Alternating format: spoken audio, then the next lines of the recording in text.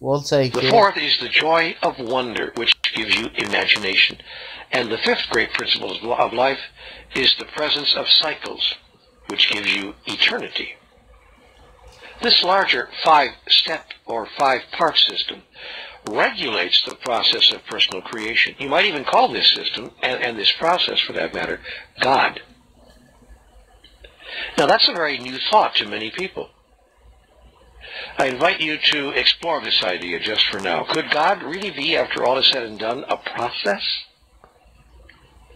And could that process be the experience called life?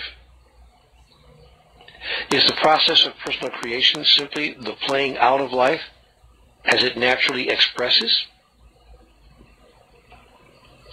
See, life, I have come to understand, is God. It is God being God and becoming what God is next going to be. That's a complex and extraordinary system that includes a process that produces an expression called life. And so what we have here is a circle. The eternal cycle of process, expression, experience is divinity itself. It is God, Godding. This is the manifestation of the presence of cycles. And all things respond to this presence. All things exist in cycles. And so what I want you to know as a product of this class here is that attraction is part of a larger system. Attraction is one of the great principles of life. It is not the only great principle of life, nor is it the most important of the great principles of life, but yet there are five great principles of life. When you understand about the five principles of life and how they all work, suddenly the law of attraction will start to work for you much more effectively and much more consistently and much more efficiently. So let's look at this five-part system. We already know what the first of the five parts is, and we know how that works. We know about the energy of attraction, which gives you power. And there's no reason for us to describe how that works or how to make it work, because all of us have seen the movie, all of us have read the books, and all of us understand how that works. As you think, so will it be done. The power of personal creation involves expression, verbal, thought, word, and deed, what you think, what you say, what you do. So we pretty much understand how the law of attraction is supposed to work. But what no one told us about is the other four principles of life, the law of opposites, for instance, which is most important for us to understand. The law of opposites creates a contextual field within which the power of personal creation or the law of attraction may work. And that's because of an extraordinary truth about life. In the absence of that which you are not, that which you are is not. I'll say that again. In the absence of that which you are not, that which you are is not.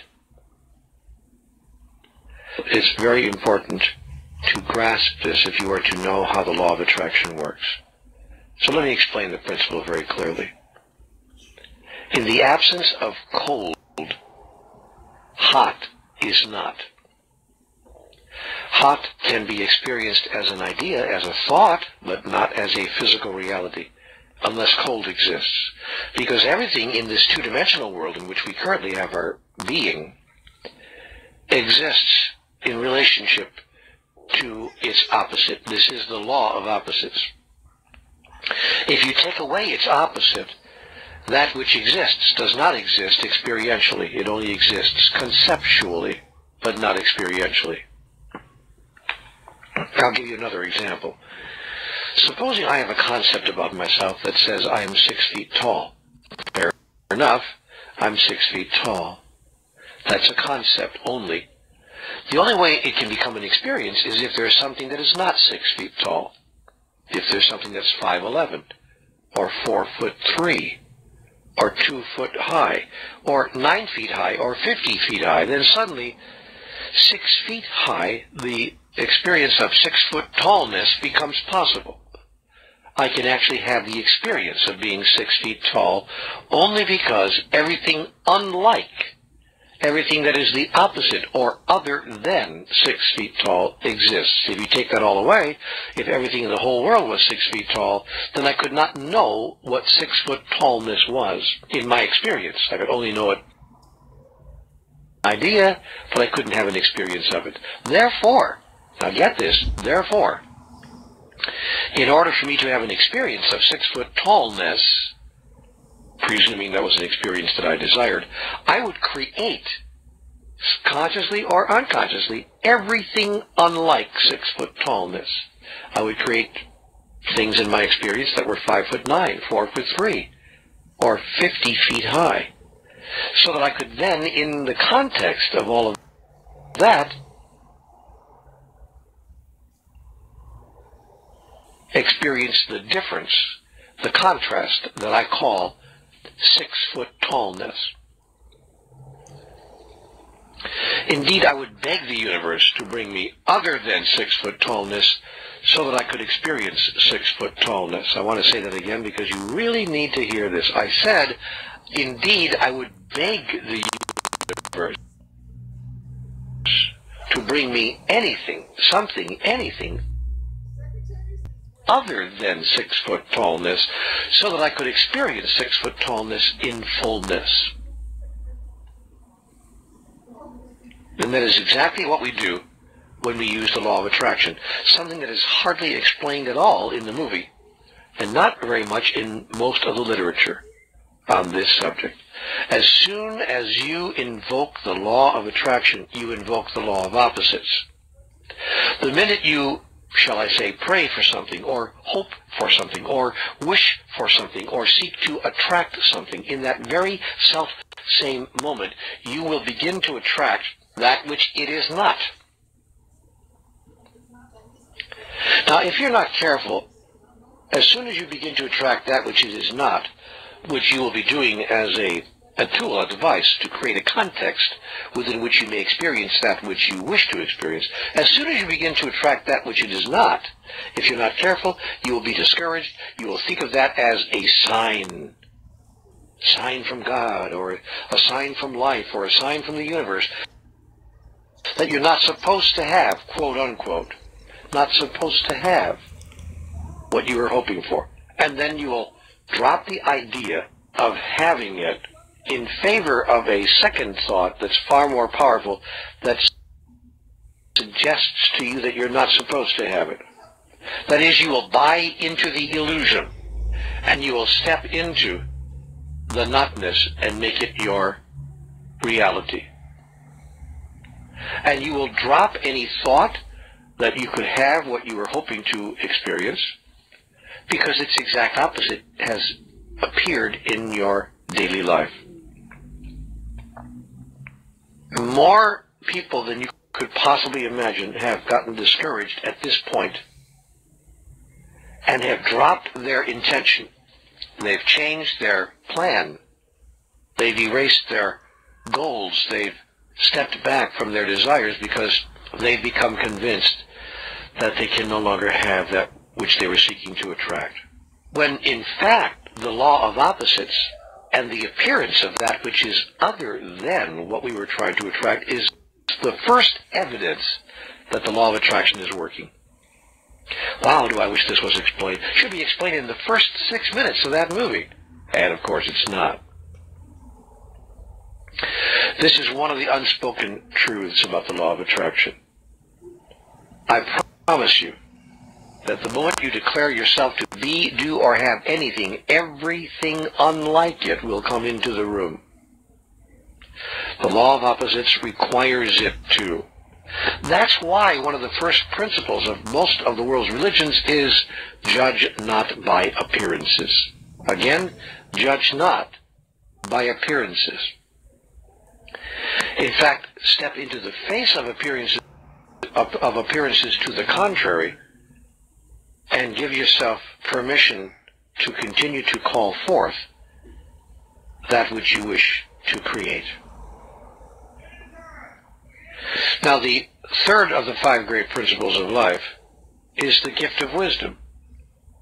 And the gift of wisdom is a principle which you utilize when the law of opposites presents its effect in your daily life.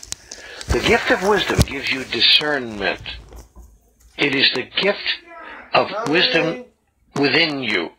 It is the ability of you to know the difference between what the law of opposites has placed before you and the reality that you wish to experience. It's the gift that allows you to continue to remain positive in the face of enormous, or what could possibly be enormous negativity, as the opposite of what you chose to call forth appears in your life. You can imagine how negative people can get about this. Imagine calling forth something. Imagine sitting down, listening to a recording, or watching the movie of The Secret, or reading a book about the subject, and then sitting down and using the law of attraction to create something in your life, like, let's say, more money, or better health, or your perfect companion. And here you are working with the law of attraction to create one of those outcomes, or all of them, and suddenly everything unlike it comes into the room. Suddenly you have less money than you ever had before. The bills are piling up like crazy. No one seems to want to companion with you. In fact, your best friends move out of town, or suddenly you find yourself all alone. The exact opposite of what you thought was going to happen. You even get the worst cold of your life, or some worse illness, and suddenly good health, a companion, and financial abundance not only is not what you're experiencing the exact opposite. Imagine how discouraging this could be to somebody. It could be very discouraging to people, and is, of course. Which is when the gift of wisdom must be used.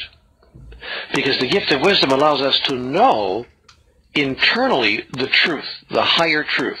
My best outcome is coming to me now. Judge not my appearances. I understand that it doesn't look that way, but my best outcome is coming to me now.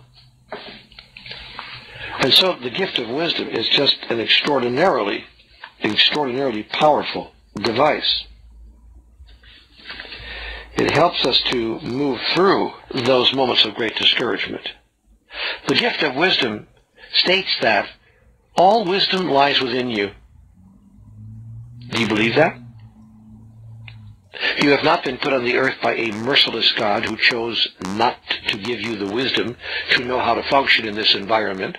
Quite to the contrary, you were put here to use this environment in order to achieve the purpose for which you came, which is the purpose of life itself. And you were given the wisdom to understand both the purpose and how to achieve it. Call on this wisdom whenever and wherever you feel the need for its guidance. It will be there. But you must know that it's there. You must be aware that it's there. Oh, I like that little poem. You must be aware that it's there if you really care. If you aren't aware that you have been given the gift of wisdom, you will start running around to other people. You'll go to classes, workshops, retreats, seminars, read books, get more tapes, more movies, trying to find out what went wrong. Why is the opposite?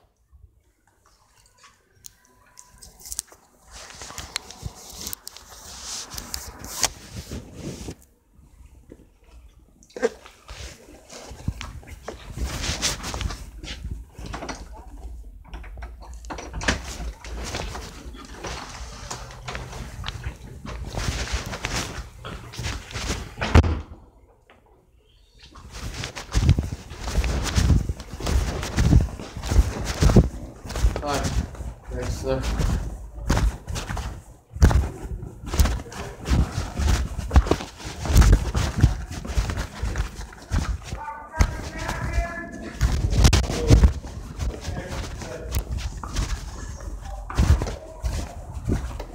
What's up, Shabazz?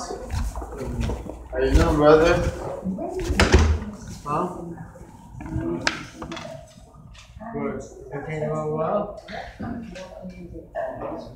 Good. So they're always following your demand. I'm working for you. You know that. You're the Shah. Boss. Right? Exactly. That's who owns everything anyways, man. Iran is the heart energy center of the world. Did you know that? Iran is the heart chakra of the world. Huh?